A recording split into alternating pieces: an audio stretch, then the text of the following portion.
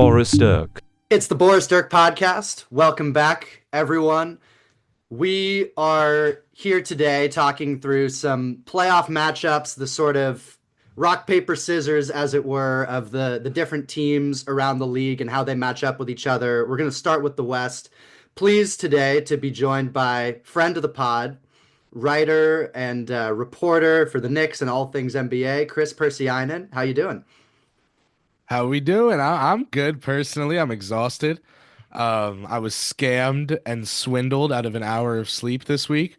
So I'm still feeling the effects of that. I genuinely think I got sick because of that. I feel like it weakened my immune system, and I woke up yesterday with like a mild cold. Yeah. That it's got to be the daylight savings.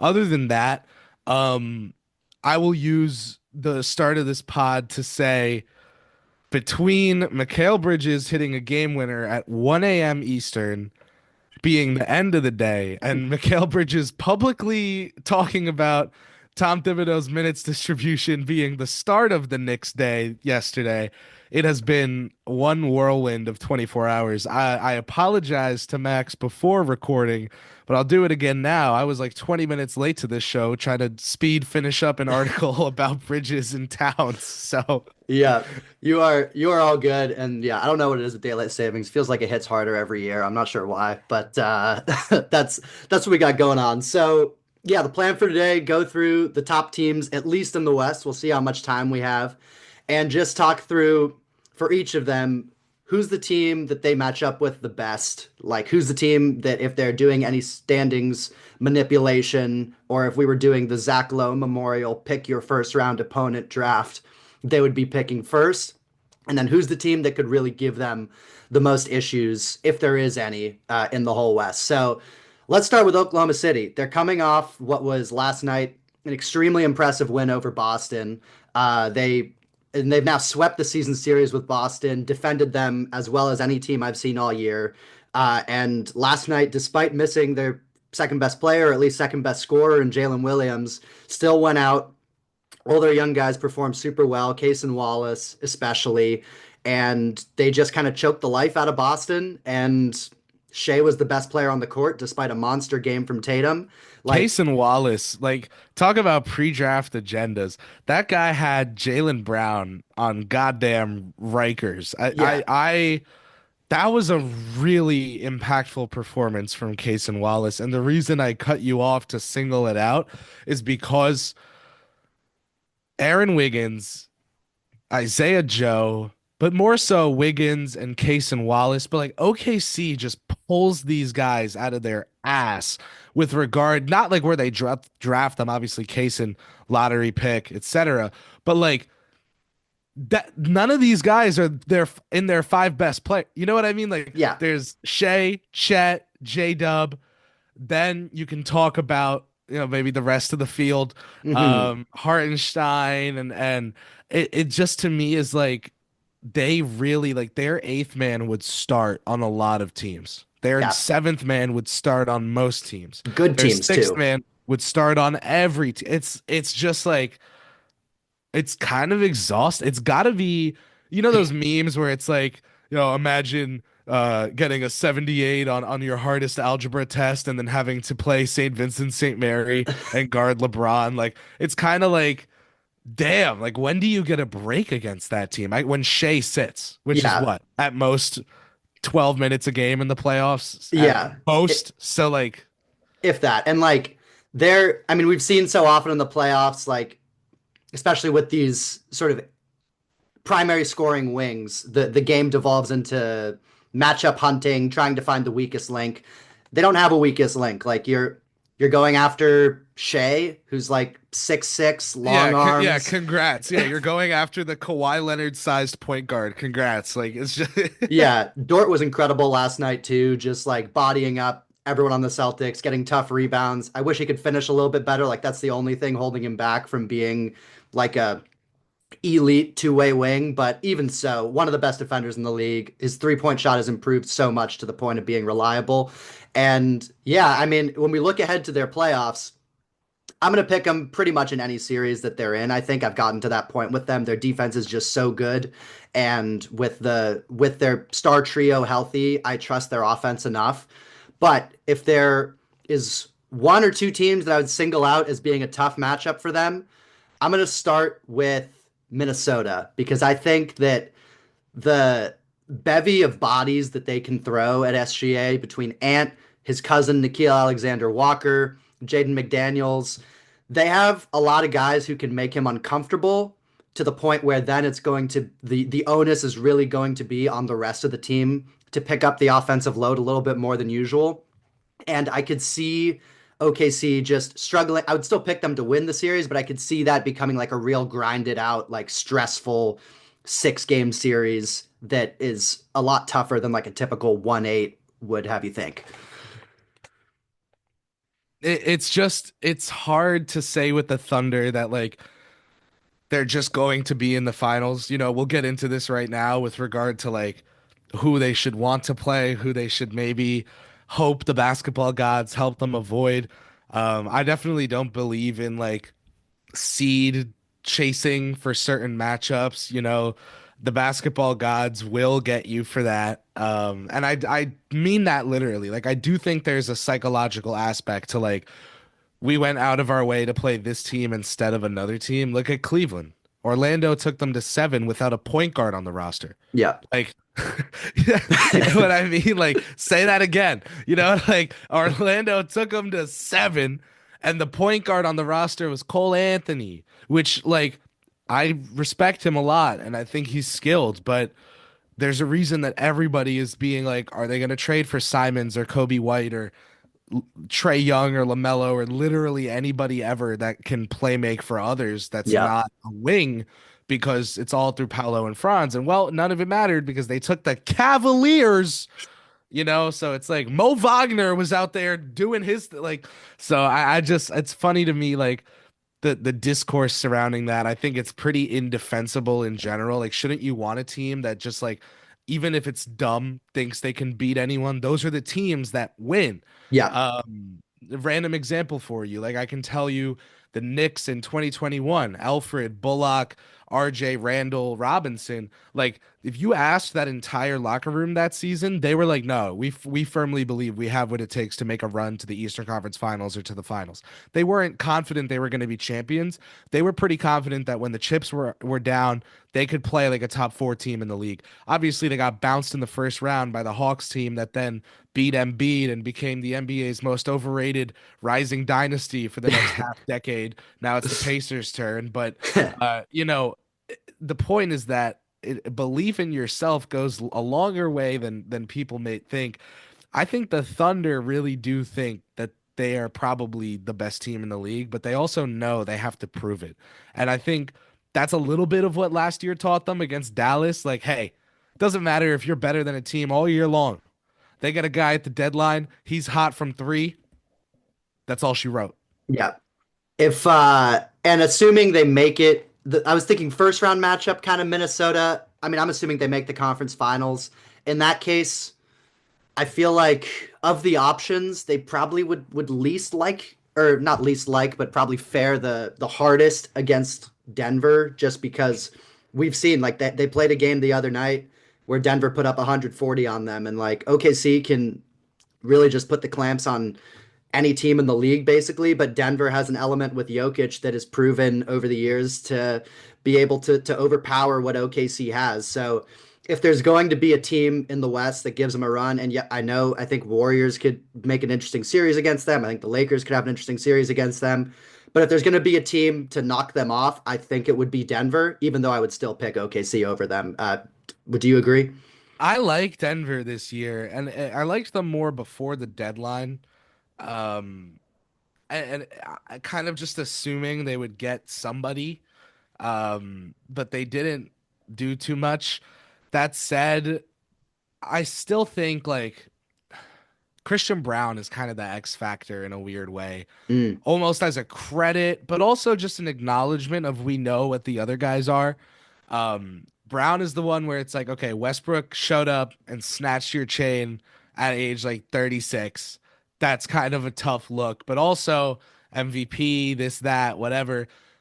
Now you're back starting. You were watched on the bench. You saw what he did that got him your job over you. And now you're kind of back in the driver's seat here with the ability to earn it out for the rest of the season and through the playoffs. Ultimately, you need Brown out there and not Westbrook with the starting lineup at least half the time. Like it's a shooting thing. It's a spacing thing. Yeah, Westbrook and Gordon isn't exactly exactly. the most prolific shooting duo. It's a little, Josh Hart and Mitchell Robinson-esque, where it's like you can have Brunson and Dante and Randall around them who take a lot of threes, but defenses are going to make you feel like you're playing two non-shooters. Um, so we'll see how they handle that. But like Nikola Jokic, I said before this season, Shea would finish the year with a very strong case, if not the case, for best player in the world. And I don't believe that anymore. I think he should win MVP, but I also think that Jokic is the best player in the world. And that's, MVP doesn't have to be best player in the world because that's not how that award has worked for the last 15 years or whatever. Yeah. There's always some more narrative laden fuel to that fire. That said, I think the Thunder should be scared of the Nuggets a little bit because ultimately the number one thing that can be put to the test by Nikola Jokic is the Thunder's lack of experience and lack of identity. Not that they don't have an identity, but when Shea is sitting, their identity is like, don't give up this lead or don't go down double digits instead of down two. Like, Yeah. it's kind of just a huge crater for Yeah. them.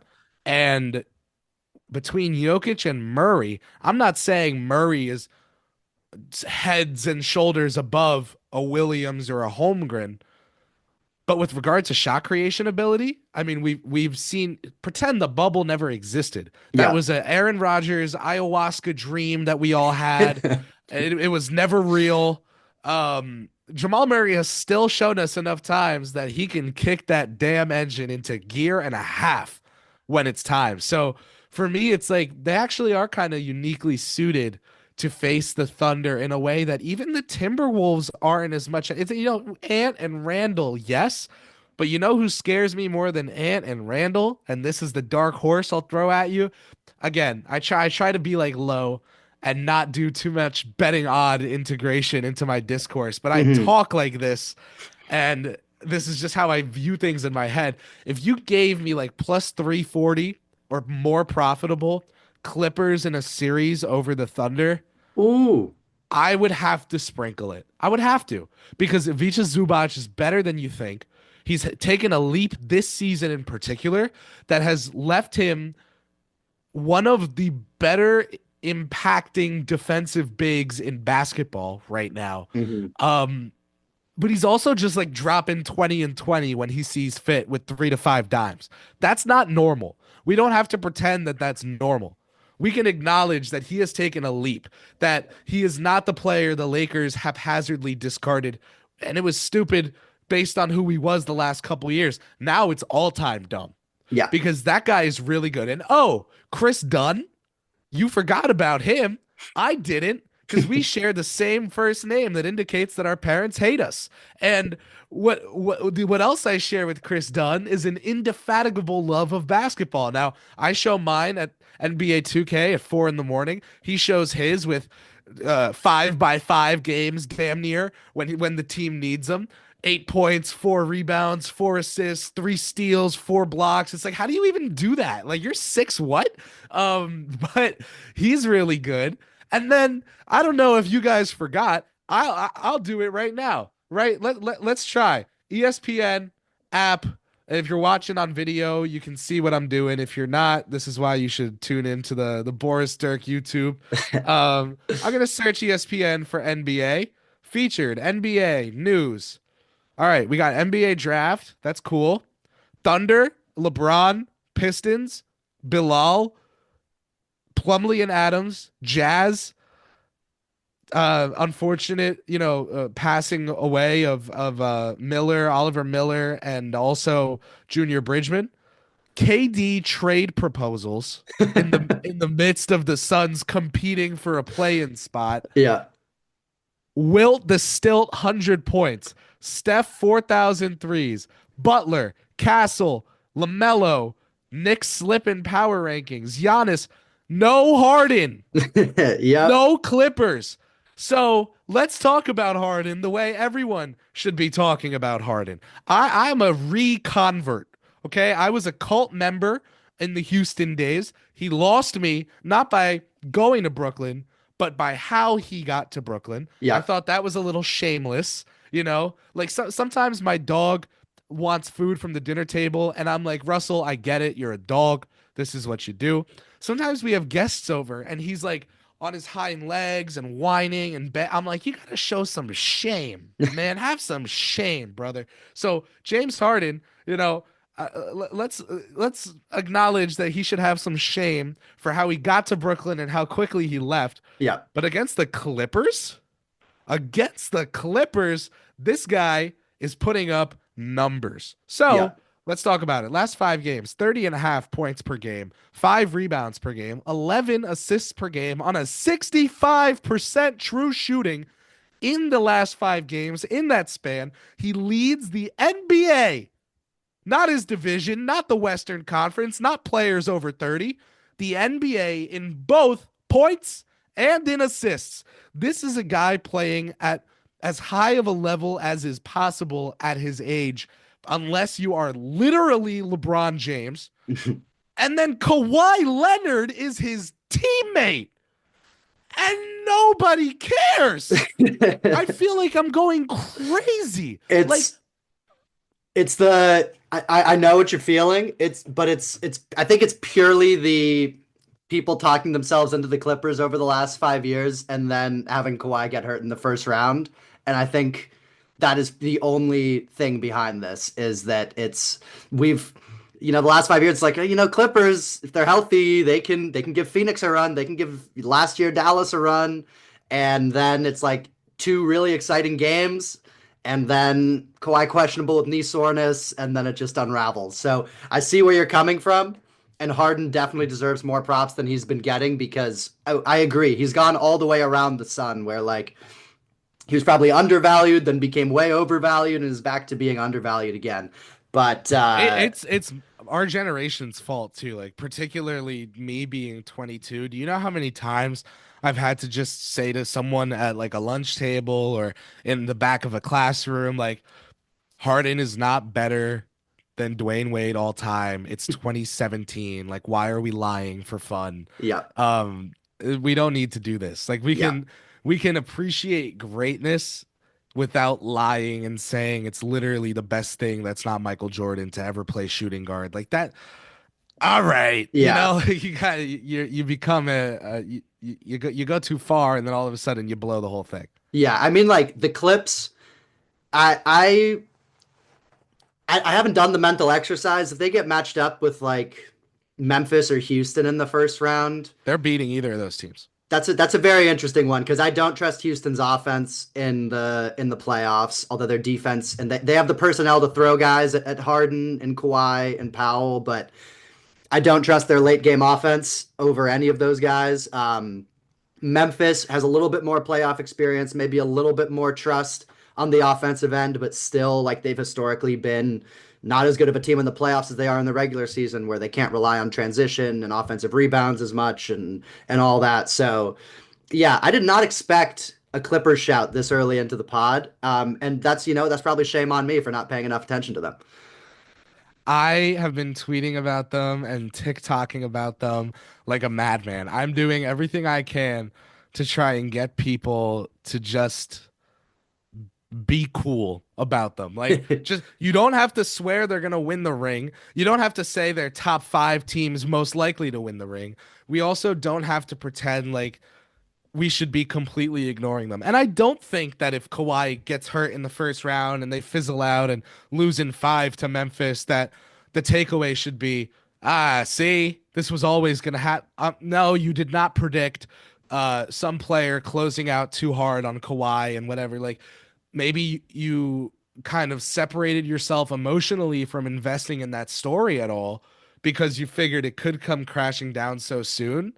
But then the notion that like um how do I put it? Oh, like you see, like we were right to completely doubt them. Like, well, yeah, if you're living in a world where you're not paying attention to anything they're doing, and then you're like, oh, see, nothing came. Well, that's just not how things work. Like, um, how many teams have we seen make legitimate pushes and just fall flat on their face, and then the next year, like, shred through the whole bracket, right? I remember when Giannis was Chris Middleton's Robin, Yeah. and then all of a sudden, it's like, is this the best player in the world? And then Jokic is like, I don't want to vote him for MVP. He can't get it done in the playoffs. And then Hmm. 3 months later, it was like, this is the best player in the world. And it's like, okay. So I just think like we have discarded as a society, we have not yet advanced past the need for James Leonard and Kawhi Harden to be shown their love. I tried coming up with a better Boris Dirk style pun, but it didn't happen. For James Harden and Dwight Kawhi Hennard. Leonard to be shown their love and flowers because Derrick Jones Jr. was a great pickup. They got lucky with Dallas wanting to swap him out for Najee Marshall. It was this was all just very interesting to me that like the Clippers are still under the radar. And then people are like, oh, well, they're the eighth seed in the Western Conference. Like, why are we supposed to care? Yeah. Did you know the eighth seed in the Western Conference is, let's see, 1.5 games back of the sixth seed and 5 games back of the fifth seed? Like, it would not be ridiculous for one of these teams to get cold, for the Clippers to get hot. Also, Yeah. the Clippers would be seventh in the East today if they were just transplanted into the conference. And something tells me if they were playing the Pacers, Pistons, Hawks, Magic, Heat, Bulls, Raptors, Nets, Sixers, Hornets, Wizards, Legion of Stank, Yeah. more often, that maybe they'd be, fourth or fifth right now. Like, I just think the same way that there's this inherent appreciation, and it's almost a little forced onto us, of LeBron and Steph and Durant. Oh, this generation is wrapping up. Have these three do an interview together and whatever. It's like their contemporaries are also aging out of the sport and are still playing at a very high and elite level to this day. And you just don't care because they're both on the B team in Los Angeles. Yeah. We can do better than that. I mean, damn, it's not like they're Stockton and Malone and like they're playing in Utah and they just keep coming up short. Like, yeah, I know they haven't won, but Kawhi has been the best player. He's been Finals MVP on two different teams. How many guys have done that ever? You won't find a bigger advocates of Kawhi than myself and Drew when he's here. We both sort of are of the opinion that had he stayed healthy, Kawhi versus KD all time would be a real conversation.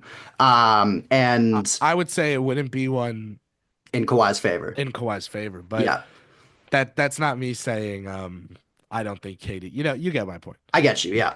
And yeah, top five defense on the season, the Clippers. And yeah, they're all honestly a little bucksy where it's like, you know, they can have the best player in a series in Kawhi if he's healthy, and then like a very competent sidekick in Harden. Now, I would never pick him over OKC. I think they have too many guys to throw at both of them. Like they have their team is just tailor made with pieces to guard each of those guys.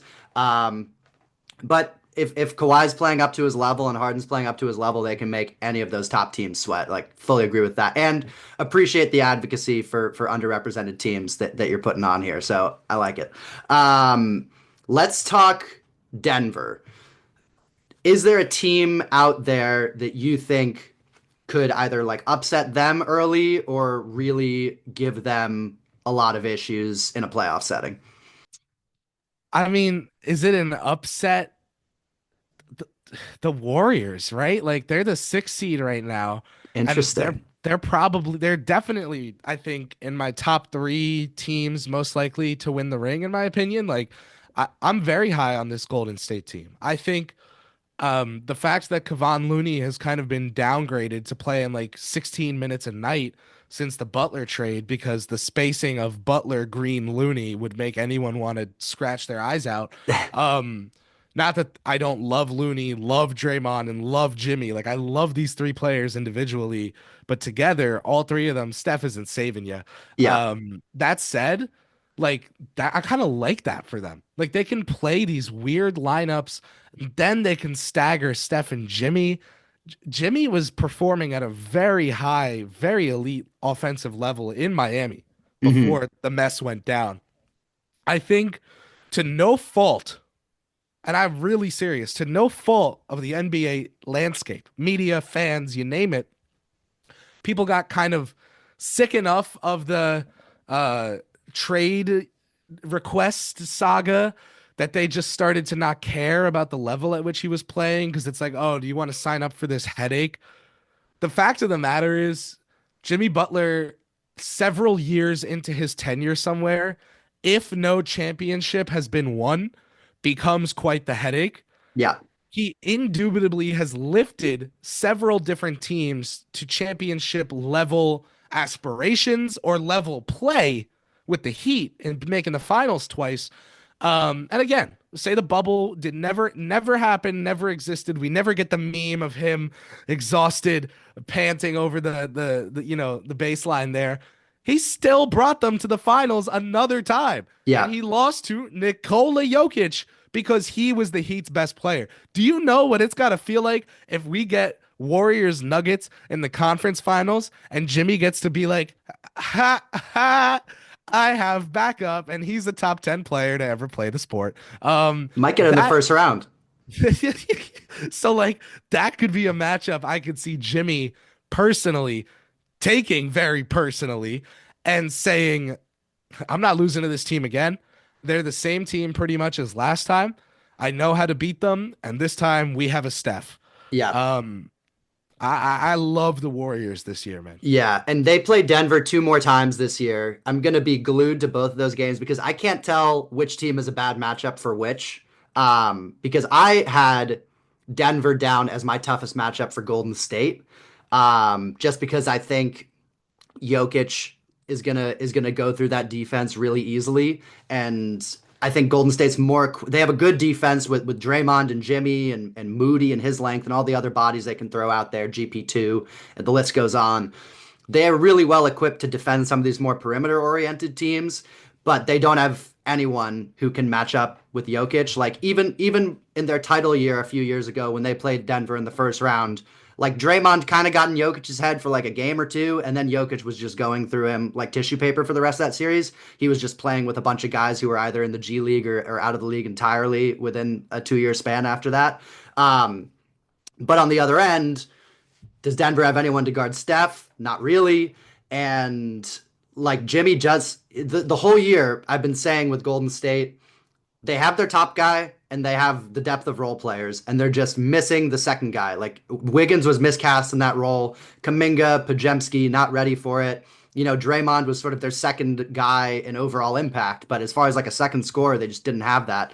You throw Jimmy into the mix, and just having one other guy out there who defenses need to think twice about opens up so much for the rest of the team. And the amount of chemistry he's developed with Draymond already on cuts, you know, 3-4 times a game, you'll see him just get a deep seal in the paint, and Draymond will fire in what he's one of the few keeping the post entry pass alive in today's NBA. He'll fire in a little feed from the top, like around. There's nothing like seeing like a backup point guard make a great post entry pass and being like, keep fighting for what's right. That's how I scream at my TV on the couch most nights. But seeing that chemistry develop, he also just makes like you have to prepare for two completely different styles, and like sort of when Jimmy's running the offense or when it's the Draymond Jimmy show and when it's the Steph show, because you have like the freewheeling Steph thing, and then you just have this battering ram in Jimmy Butler who's banging into bodies, getting to the free throw line. Their first in free throw attempts, I think, since he got there after being towards the like bottom three or even worse in the league before he got there. He's completely shifted that identity of the team.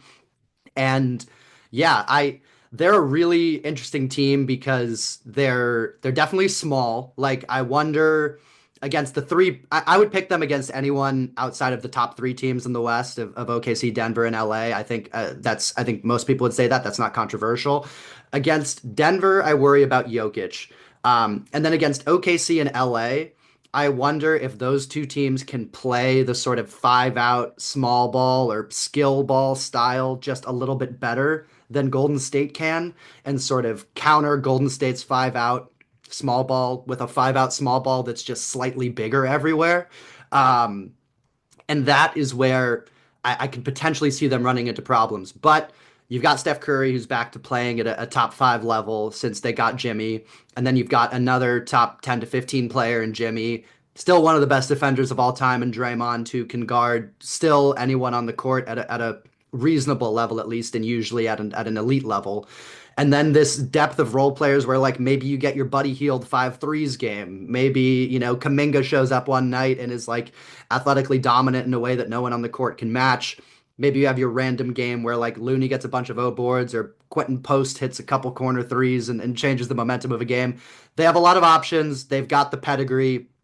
And yeah, I think any team that sees them coming up on the schedule in the playoffs is going to definitely tense up a bit.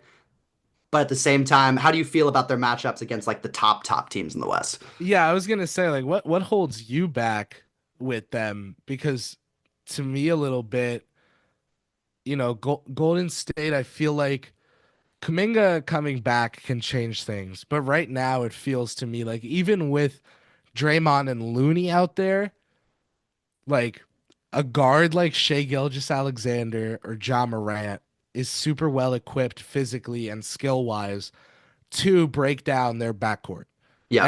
and to kind of assert their will. So it becomes a question of like how specifically are the Warriors going to guard those teams? Well, you could just straight up put Jimmy on Shea, right? Like that's an option. But then where are you hiding Wardell? And so like at that point, yeah, it becomes a pick your poison kind of ordeal. And some teams have very poisonous stars, but then that's it. And Oklahoma City seems to have even the flowers, the players you think are the soft, beautiful flowers of the team. You try and test them, and you realize, damn, those are a lot of thorns in there. Like these guys are tough as nails. So it's going to be interesting. I think Golden State bodes well against Denver, Memphis, Houston. That tier. Yeah. Golden State and the Lakers is where things get really interesting to me. The Yes. unction, LeBron and Steph. First of all, storybook matchup, right? That would be awesome for so many reasons. But also, what the hell do you do about LeBron and Luca in the playoffs when their weakness is their big man, pretty much, and their bench? And like you have the big man depth of Green, Looney, Kuminga, Post. Like there's enough scheme versatility on Golden State's end of things to make me think that they can win that series if Podzemski's making his threes, if Moody is making the open corner threes. Because Los Angeles, like JJ. We barely know him, but we know him so well already, Yeah. right? And it's like he is going to play the math, but with regard to like what scheme is going to be most effective, and then he'll just trust it. Thibodeau on the other end of the spectrum, but on the same half of the quadrant, whatever. Like I'm thinking of like if you're trying to chart coaches, Tibbs is like on the same half as JJ when it comes to having beliefs of what works against what and sticking to them. JJ will come out at halftime and be like, well, I was wrong. Time to completely flip that. Tibbs will be like, I'm going to bet on myself. And sometimes that means Isaac Okoro going 3 of 3 from 3 in the first half and then 0 of 5 in the second because they don't adjust the coverage. Sometimes that means Joe Ingles making 6 threes in a game because they just kept double teaming Giannis and Drew. Yeah. So these are real examples I just pulled from the last couple years that I've asked Thibodeau about myself. Like, was there any thought of changing the scheme? He just straight up says no. So I got to respect it, right? Like you Yeah. got to respect that, but also you don't want to be predictable in any sport. So like JJ said it, you play drop against Luca, you die. And Hmm. I was like, I love that he put it that way because yes, Yep. and teams will still do it and they'll still die. Yeah. So I think Golden State can switch. I think they have what it takes to defend the Lakers.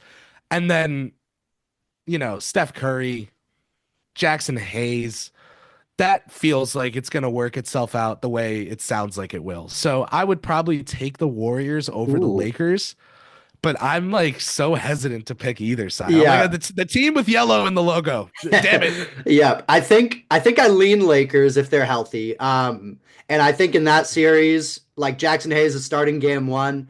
I don't think he's starting by game 4 or 5. Like they're gonna be switching to a Rui at the 5, basically all wings look where it's like small ball, but it's 6'5" Austin Reeves, 6'8" Luca, 6'8" LeBron, 6'8" Finney They're Smith, and so gigantic. and 6'8" Rui Hachimura. Um, and then, they can go to Hayes in like backup units when, the other team, when Golden State has Post or Looney on the court, but they're not going to have Hayes in there when they need to like switch a ton and worry about chasing Steph around screens. Like I don't think JJ is gonna do that. What it's a tough matchup to pick. What worries me with Golden State is I just don't think they have the bodies to match up with Luca and LeBron specifically. I think that they're like suite of perimeter defenders. They have a better chance of going against SGA and potentially slowing him down, or Jamal Murray from Denver. But we saw in the Western Conference Finals last year, like Minnesota on paper had a lot of really good wing defenders. When you put them up against Luca in reality, he went right through them. Jaden McDaniels was too skinny. Anthony Edwards wasn't disciplined enough. Nickeil Alexander-Walker too skinny as well. And I worry that like, Jimmy, really strong, great defender, but he's like a good 30 pounds lighter than both Luca and LeBron. Like they're kind of just in different weight classes and positional classes as far as like, can you stop this guy from getting to where he wants to get to? Draymond is the one guy on Golden State who I think can, but Sturdy. yes. You know, it's like I want to say he's built huskily, but like I actually mean it, not the way like my mom would look at me and be like, "Oh, it's okay that they call you fat. You're just husky." Like, no, no, he's actually not fat. He's literally just husky. But that said, that build is why people have legitimate arguments about whether he or Carmelo Anthony is the greater all-time player. Um, you can put Draymond up there with guys who are all-time scorers because he's that damn good at everything else. Yeah. Yeah, okay. Playing with Steph Curry is the situation for him to be in. Maybe that's the single best player for him to play with in NBA history to elevate his game. It worked out really nicely, Yeah. but it's not like he demanded a trade to the Warriors because they had Curry. Like realistically, what's the guy supposed to do? Ask his landlord to raise the rent because it'll motivate him to work harder. Like trade me to Memphis. I want to be between Zebo and Marcus All, and I'm gonna show you how great I can shoot. They say I'm the best shooter. Frankly, it's like what's he supposed to do? Yeah. So I don't know. Yeah, and then the other thing with the Lakers is and on the other side, the Steph matchup is what the Lakers can't really deal with because like Finney Smith, I love his potential to guard Jimmy Butler at a respectable level over the course of a 7-game series, but he's not going to be chasing Steph around a ton of screens. Vanderbilt has done a decent job in the past when these two teams matched up in the second round.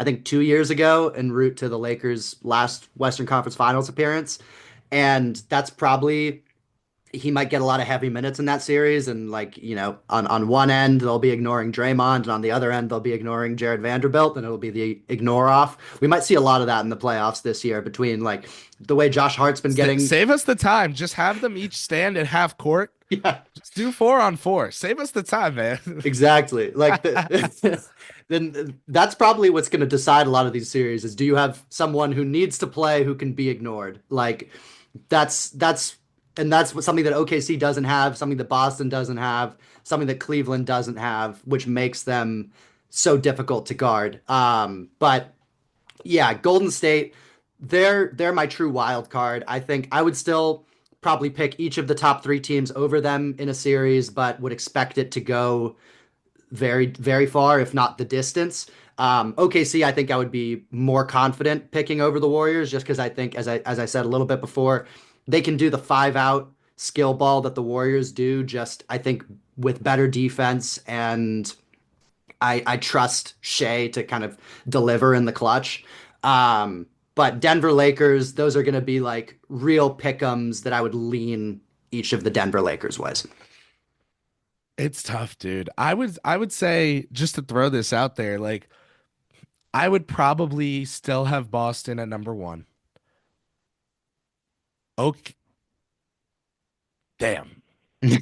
Bo Boston, OKC, Golden State is like if I had to sign away my life today to a top Hmm. three, that's what I would give you. Part of me wants to say, may God strike me down. I feel like Kevin Gates that in that interview where he's like, if I didn't start that car engine with my bare hands, may God strike down my children today. Um, but like my gut tells me Golden State, Boston, OKC, 1, 2, 3, most likely to win the NBA championship. Wow. And I'm coming around on Cleveland. Like I thought people were overrating the Hunter ad, so I was like, Hmm. nah, But once I got past my agendas of like, because you know me, if you follow my NBA coverage at all, it's pretty clear that I just kind of pick a couple players I think are underdogs and underrated, and that's who I focus on propagandizing outside of like a game or a team I'm covering that specific day. I was a huge Julius Randle guy. Then the Knicks signed Jalen Brunson, became a big Brunson guy. I was always a big Booker guy. Now, not as much because Yeah. Booker's getting his shine. So I've hence moved on to someone like Harden and someone like Levine, where it's like Mm. these guys are what they are, and that's a point that's made about them. But what they are is better than you think, like better than you're acting, at least. So Yeah. for me, it's pretty interesting. Like, I do kind of pick players I deem underrated, not to root for, but to propagandize, to make sure that I feel sometimes like I'm balancing out the Lakers, Cowboys, Dodgers coverage out there. Um, I think once I got past that with the Hunter thing, where I was like, oh, he's getting overrated. So now it's like, you either thought Cleveland was going to win or you didn't. Hunter doesn't change that. No, I could see not thinking Cleveland had a real chance and now thinking they do, not because of Hunter in a vacuum, but because he's replacing the Levert minutes, which were redundant for them because they start Garland and Mitchell. Like nothing's ever in a vacuum. And Yeah. once we realize that, things make more sense. 100%. And yeah, I think I would probably it's so tough. Like and the problem with Golden State also is they're probably going to have to go through unless they can get up into that 4 or 5 and play like Houston or Memphis in the first round, which is totally possible. They're probably going to have to go through all three of Denver, Lakers, and OKC just to get to the finals, which is such a gauntlet if the Lakers are healthy to go through those three teams. And that also gives me some pause with them where like in any individual series, I might give them, a 50-50 or 47-53 chance. But having to win three of those in a row, being kind of an undersized on the older side team gives me pause. Yes. Something I wanted to ask you was like Memphis, Houston, Timberwolves Uh-huh. kind of feels like the three teams in the top seven that nobody is taking seriously. I don't know if people are sleeping on the Timberwolves. I feel like they're starting to strike a little bit of fear. 11-0 in games with Randall since he's back, right? Yep, That's kind of good. it's Um, something. with the Timberwolves, like there you go. I was gonna say, do any of those teams kind of stand out of the pack there? Would you say the Wolves are the biggest threat of the three? Like, I is there a was world where Ant Edwards just goes Super Saiyan in the playoffs and Randall fits in perfectly as the number two, a la Brunson and Randall, and Jaden McDaniels is hitting his open threes, and it's like, whoa, why did we not see this team firing on all cylinders until now? But damn, they're good.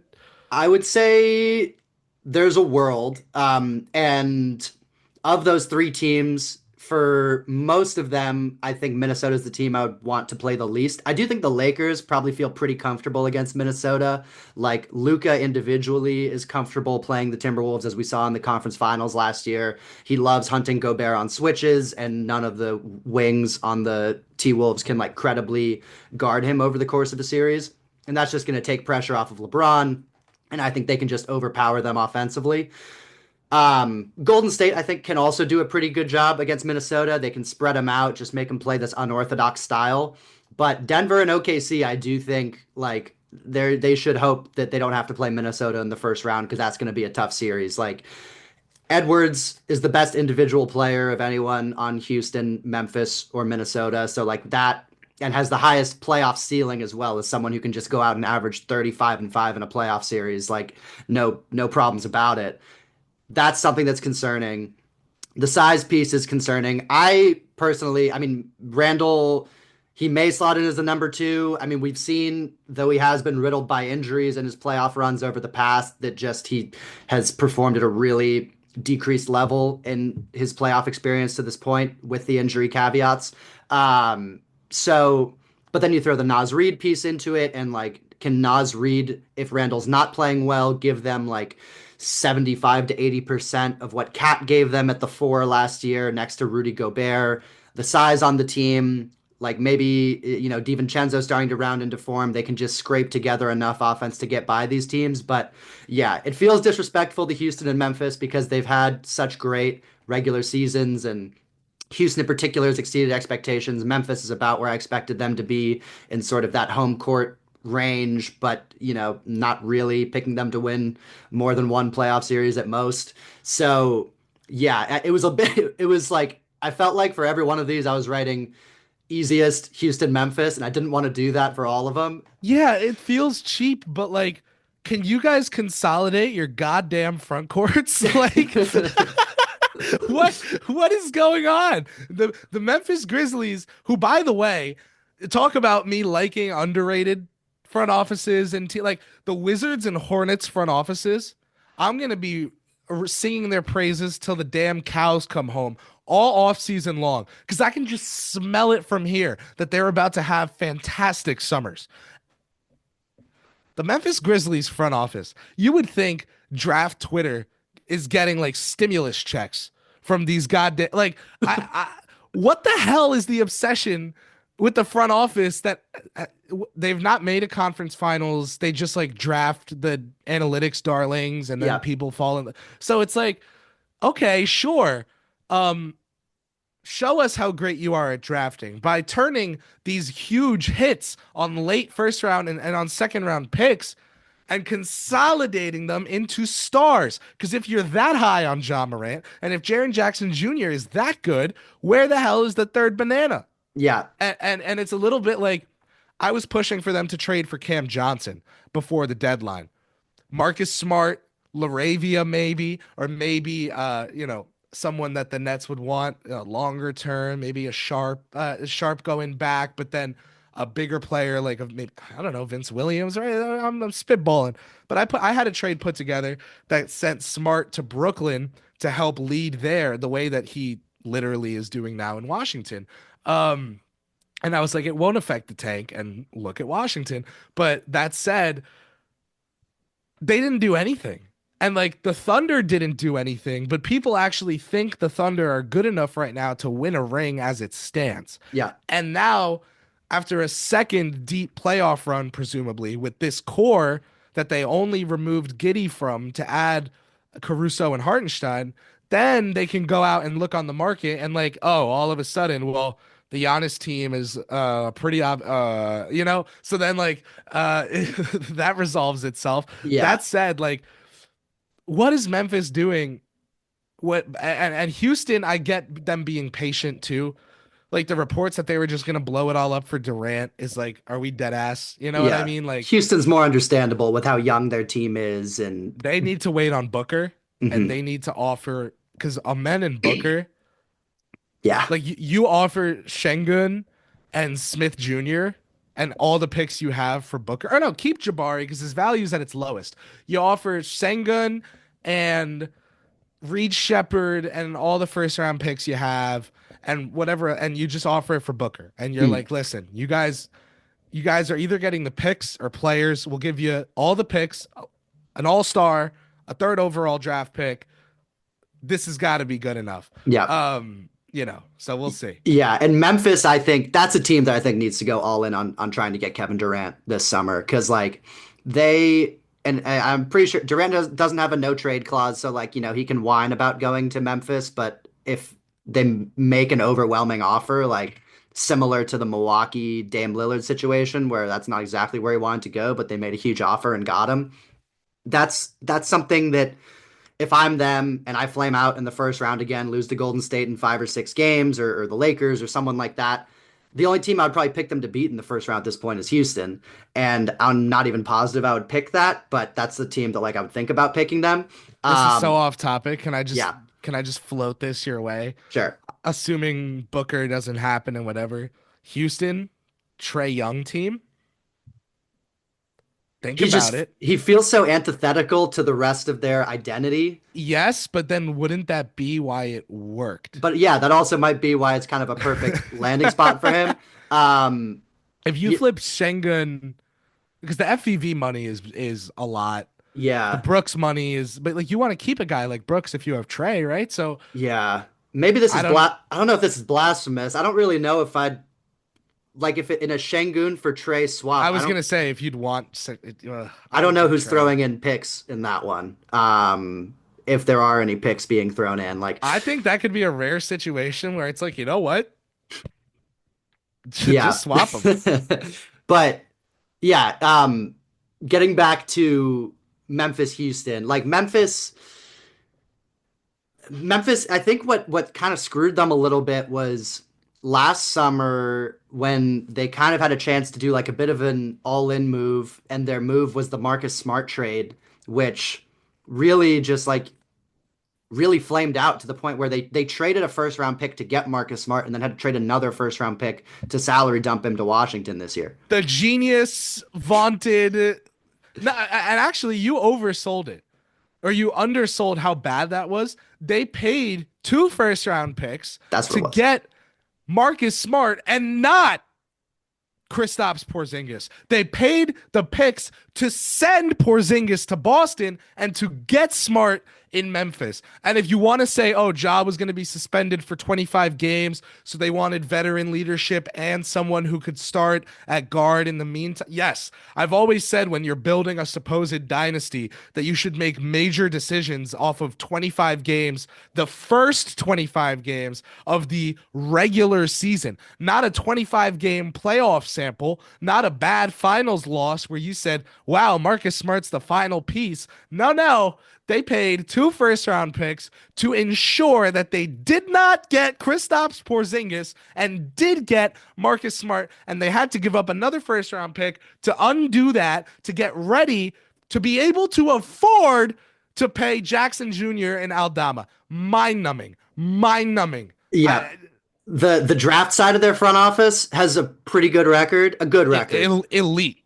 I would The say trans elite. elite. The transaction side, not so much. Vince And Williams Jr. A10 made. We yeah, yes, we love Vince Williams. And Jalen Wells. We love Jalen Wells too. But yeah, just to finish up on Houston, just to give Houston a little bit of shine, because I would probably pick them to lose every first round series. But I do think of all the teams out there, and just like to kind of wrap up because we've sort of danced around the Lakers but haven't like fully addressed them.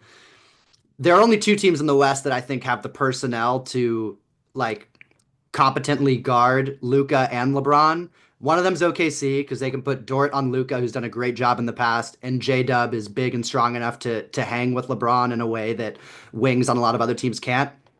Houston's the other team where they have Dylan Brooks and Amen Thompson, who are a little bit smaller than the Dort and J Dub, from like a strength perspective, but I'd feel pretty comfortable putting Amen on Luka for a series. He's one of the best perimeter defenders in the league, if not the best, honestly. And then you have Dylan wow. Brooks. He's up there. He's No, very I high up agree there. he's up there, but the if not the best, and then he's younger than me.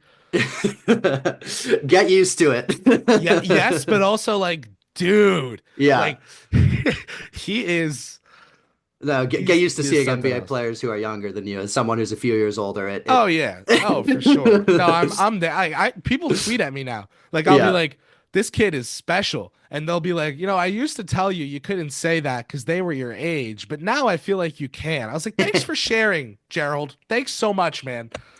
Yeah. But 22 and yeah, I feel like I'm on AARP. God damn it. Houston Houston's got the personnel, I think, to make the Lakers sweat a little bit, and they've got a real athleticism advantage, and can sort of potentially, if the Lakers are sloppy, turn it into an up and down game that the Lakers may struggle with. But I would still pick the Lakers to win that series. The offensive gap is just so huge. It's the Pacific Ocean between those two teams, just in terms of how I trust them to execute in the clutch, just possession by possession, half court offense in the playoffs. It's not a contest. But if I'm picking teams to purely guard the Lakers in the playoffs, OKC's the number one pick in the West, and Houston's the number two pick. So that's just giving them a little bit of shine. So this podcast isn't just Well, everyone Houston try to play deserves Houston. shine. Houston deserves shine. Houston deserves a lot of credit for the identity they have. Not that they're building, that they have today.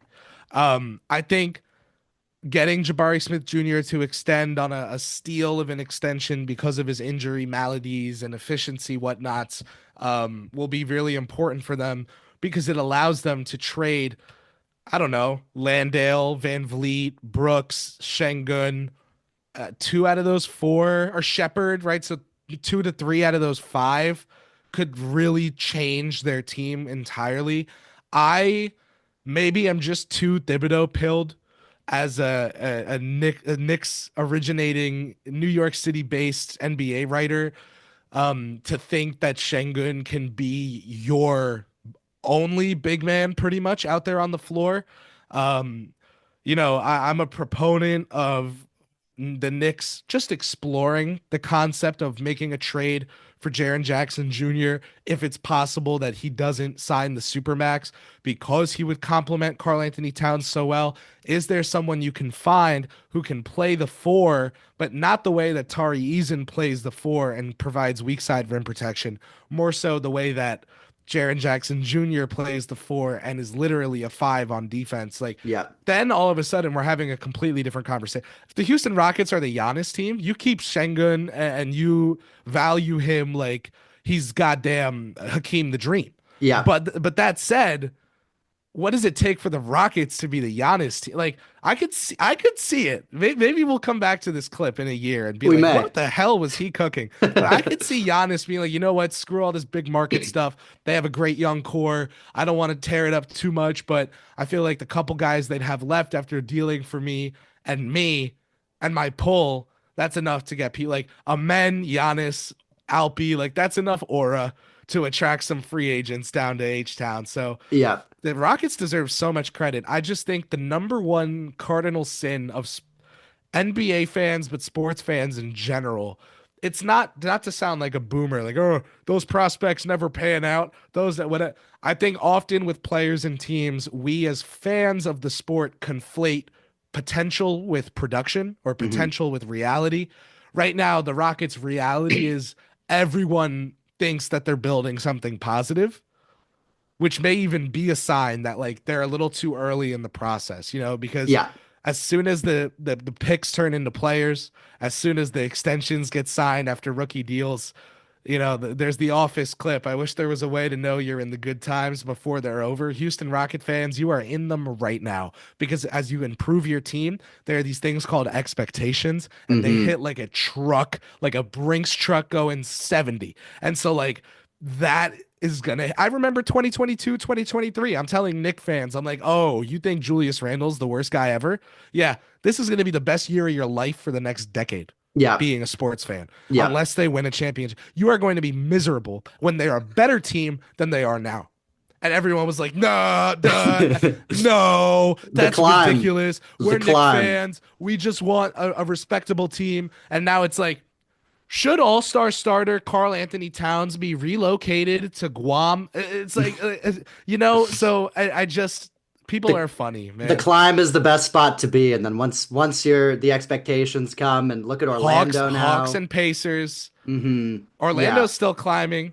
they've Um, had a steep descent, but hopefully they regain their Injuries climb. this year put a huge band-aid, no pun intended, seriously, sorry if that was not classy. Huge Mm, band-aid on the leak that was happening with their aura, with their hype out the bottom of that ship. yeah, Injuries kind of allow them to reshuffle their cards for next year, absolutely. or replay the same hand. Yeah. All right, we have comprehensively gone through the Western Conference playoff picture, I think. It sounds like, I mean, what I'm hearing from you is Golden State, like, look out, and then Clippers don't sleep, which I'm happy we got that perspective because it's not a team that we've talked about a Golden ton. State and Denver, look out. Clippers, don't sleep at your own risk. Again, if you sleep and nothing happens, God bless. But I'm not going to call you some genius because you ignored Kawhi and Harden both playing at all-star levels on the same team, and then one of them happened to get hurt. Like, Yeah, congrats. You accidentally got something right. To me, when they're healthy, when they're firing, they're really scary. And that's not like just random hype. Like, to yeah, me, Kawhi is still strong. He's still built like an ox, man. Harden is still able to go for 50 against the Pistons, but he also turns in these 25, 8, and 15 games still, like these Nets-esque triple doubles or near triple doubles. yeah. I would be, I would say OKC, obviously. Golden State, look out. Clippers and Denver, look out. Clippers and Lakers both are in like the sleep at your own risk tier to me. Yeah. I think the Lakers maybe too much hype, the Clippers way too little. But overall, the Lakers like Luca, LeBron, Reeves, and then Luca or LeBron staggered with Yeah, Reeves, and then yeah, yeah, like yeah. I'm wary. Yeah, I'm praying for a second round. I mean, I feel like I say this every year, but we could be in for an all-time second round this year in the playoffs with potentially like OKC, Golden State, and Lakers, Warriors. If we get all those teams fully healthy in the East, it could be Cleveland, Milwaukee, New York, Boston, all those teams fully healthy. Like that is a hell of a final eight, which I'm hoping against hope that we get, and it's not like the you know decrepit husk of some team versus Boston and they get swept, and then like same thing happening in the West. I just want a healthy star-studded second round, which I hope is not too much to ask for. No, I I I think the playoffs can be really awesome this year. The East, you just need either the Knicks or the Bucks to really kick into gear. Put up a fight, and man. and you get a really fun Eastern Conference bracket. Cade Cunningham's playoff debut is currently slated to happen in Madison Square Garden. Yes, I may see if I can travel out to New York to potentially go to one of those games. We will see. That would be sweet, dude. If Yeah, Cade's first playoff game ever in his first All-Star season ever, assumably, presumptuously of many All-Star campaigns and many playoff series to come, Madison Square Garden. yeah, Talk about a stage, brother. absolutely. That's what got Trey Young started, to be Yeah, it's what honest. launched his stardom. And yeah, we will save the East because I think we may get you back for a part two talking East playoffs here in the next couple weeks. But yeah, I think we can probably wrap it there. But Kris, really appreciate you coming on. It's been too long. And yeah, had a lot of fun chopping it up with you. Always love potting with the two of you or either one. Even if you guys are staggering lineups, I still love being part of them. I definitely don't just sit in the corner, and sometimes I do need to shut up a little. But you brought it upon yourselves. Thank you so much for thank you so much for having. Of course. Thank you, Kris. Great to have you. And you can have as much usage as you want. All right. Thanks, everybody. We'll be back soon. Peace.